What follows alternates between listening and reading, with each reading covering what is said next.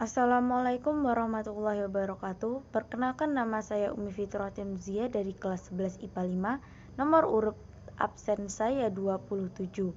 Di sini saya akan menjelaskan tentang kerjasama ekonomi internasional. Yang pertama yaitu pengertian.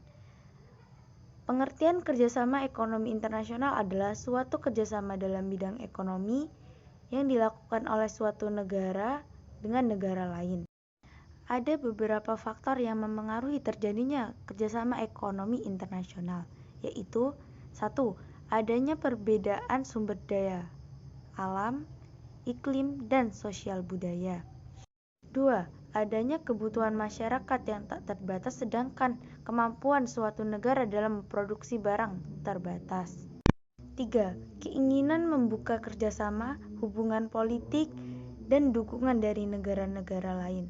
4. Era globalisasi menuntut adanya kerjasama negara-negara dunia.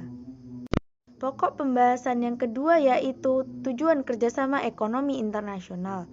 Yang pertama, mencukupi kebutuhan barang dan jasa dalam negeri. Yang kedua, meningkatkan produktivitas dalam negeri. Yang ketiga, meningkatkan pendapatan negara melalui ekspor. Yang keempat, memperluas lapangan kerja, dan yang kelima, menjalin rasa persahabatan. Pokok pembahasan berikutnya adalah kerjasama ekonomi regional.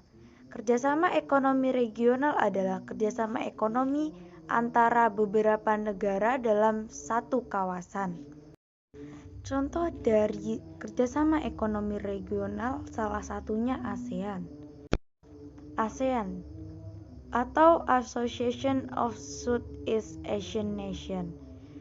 ASEAN dibentuk berdasarkan Deklarasi Bangkok pada tanggal 8 Agustus 1967 yang ditandatangani oleh 4 Perdana Menteri dan Wakil Perdana Menteri, yaitu Adam Malik sebagai Menteri Luar Negeri Indonesia, Tanat Koman sebagai Menteri Luar Negeri Thailand, Narcisco Ramos sebagai Menteri Luar Negeri Filipina, S. Rajaratnam sebagai Menteri Luar Negeri Singapura, dan Tun Abdul Razak sebagai Perdana Menteri Malaysia.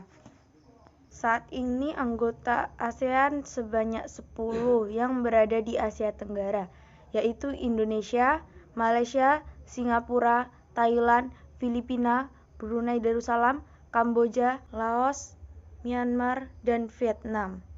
Tujuan ASEAN: 1. Mempercepat pertumbuhan ekonomi dan kemajuan sosial budaya di kawasan Asia Tenggara. 2. Memajukan pendidikan di Asia Tenggara. 3. Menciptakan keamanan dan perdamaian di kawasan Asia Tenggara. 4.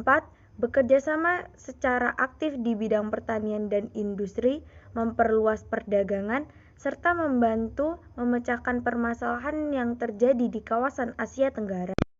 Sekian dari saya. Wassalamualaikum warahmatullahi wabarakatuh.